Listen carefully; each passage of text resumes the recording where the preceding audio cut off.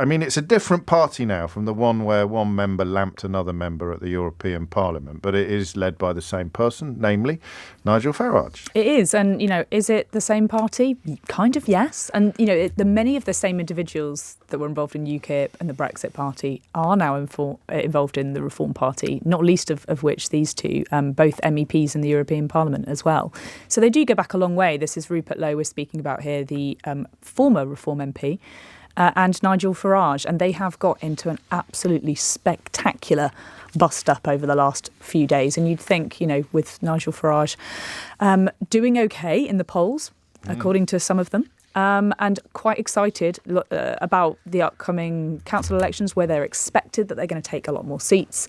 You'd think that he'd be, as one person put it to me earlier, carrying the Ming vase very carefully across the stage. It's a helpful image. It's a very helpful image. Is it a complete coincidence, do you think, that this has exploded in the immediate aftermath of Rupert Lowe? Did he used to own Southampton Football Club? He did indeed. I That don't know how popular he is down there at the moment. Yeah, but two specific stints, I think. Yes. Anyway, that's by the by.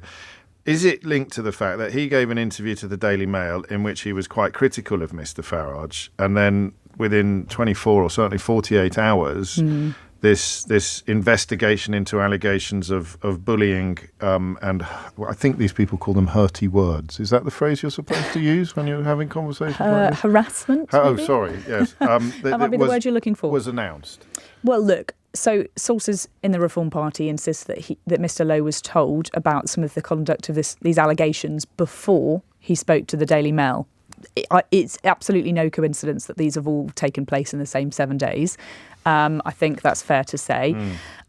But yes, you saw him essentially. It all kicked off with this interview in the Daily Mail that he gave last week, where he basically refused to back Nigel Farage to become the next Prime Minister, which you'd think would be something quite basic to do if you are an MP of a political party.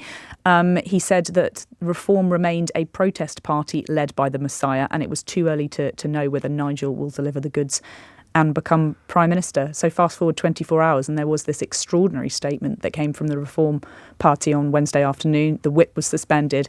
Allegations about bullying in his office, alleged threatening behaviour towards the chairman of the party, Zia Yusuf. They have reportedly gone to the police. Scotland Yard have said they are looking at those allegations, and cue this huge slanging match between Lowe and Farage on social media and in the column pages of the Daily Telegraph as well. Did they both get a column in the Daily Telegraph? They did, yeah, competing columns. Unbelievable. Where else would you have such a fight? Lowe played a trump card when he claimed that he'd spoken to the lawyer who was investigating this and that she had made it clear she felt it was all a big old heap of nothing. Yep, and turns out that actually today she's spoken to the BBC and said, actually, no, that's a load of baloney, and I didn't say that to Mr. Lowe. But that puts Nigel in a tricky position because he can't believe anything that's reported on the BBC. Oh, I'm not sure he did anyway. As he often tells us. I'm not sure he did anyway. But which one got disciplined for breaking parliamentary rules about bullying and harassment? Which one of the Reform MPs was that? Can you remember? Bullying and harassment. Oh yes, this one. Yes. So Mr. Lee Anderson was ordered to apologise for He's not been involved in this round so far. No, he has, because he's the chief whip and he has been deeply disturbed by the language used by Mr. Lowe. How do I know that? Nigel told me. Nigel told you in an article in the Daily Telegraph. Yes. So the man who got done for swearing at security officers, very upset. Apparently he's not sleeping, I heard, but that's an exclusive. LBC's been speaking to Ben Habib, a former deputy leader of the Reform Party. He's on team non-Nigel Farage. The short answer is that Nigel can't bear anyone being in the limelight, and I'm utterly convinced that when Elon Musk endorsed Rupert Lowe and said that he would make a better leader of Reform than Nigel does, that effectively put a target on Rupert's back, and Nigel was going to get rid of him after that. The longer answer is that Reform UK is a one-man band. It's still controlled by Nigel, even though he says he's democratised and given up control. That's not true. It's still in his control.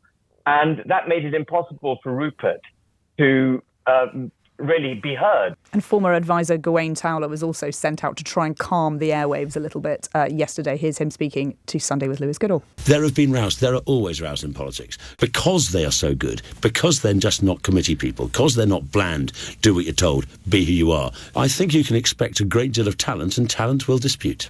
talent will rub against each other. As you grow, these missteps will happen. That's how it happens. Nothing is perfect in this world, and it would be absurd to think it was. I wish this little spat hadn't taken place. In a big party, you can hide differences more easily. They can be ignored. And in a small party, obviously, they are much more apparent. We haven't even mentioned the fella who was jailed for repeatedly kicking his girlfriend. No, he's also in the party, James McMurdoch. He's still in the party. He's still in the party, yes. So we've got the bloke who had to apologise for swearing at a guard, who is clutching his pearls in horror at the fact that Rupert Lowe, who's been suspended on allegations of bullying and verbal threats, also uses bad language and hurty words. That's 3 of them.